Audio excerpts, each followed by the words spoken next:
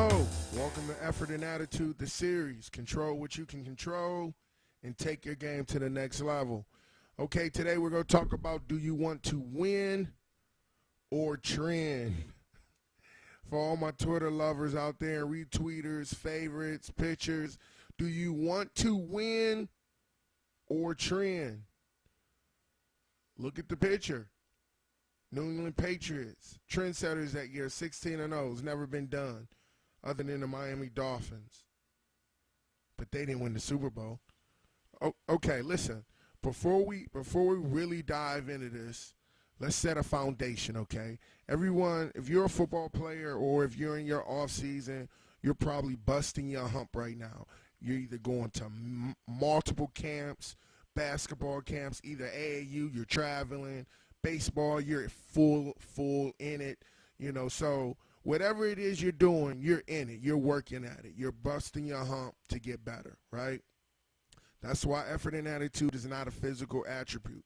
We're not going to take your game to the next level physically before we accomplish what we need to mentally, okay? So now as we set this foundation, what are your goals? Okay? When do you think about your goals? All right?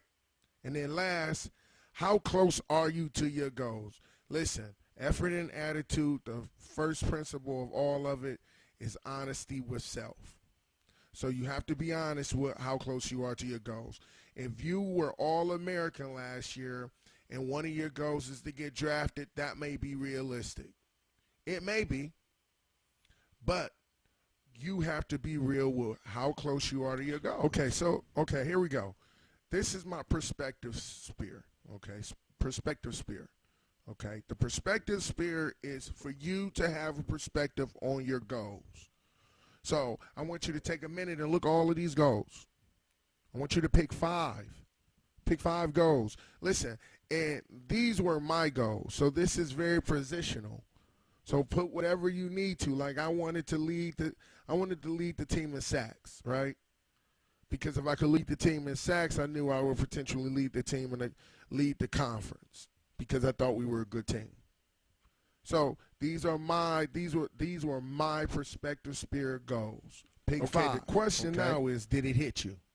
If it hit you, then we're going to take you all the way there, and when this is over, you'll be like, okay, coach, I got it. I'm better. I know exactly how I need to be working out, okay? So basically, see how I created boxes, self, winning, and team. See, if you picked all 5, I don't have to tell you more so thinking about yourself. So if you're only thinking about yourself, you're probably only working out for self, right?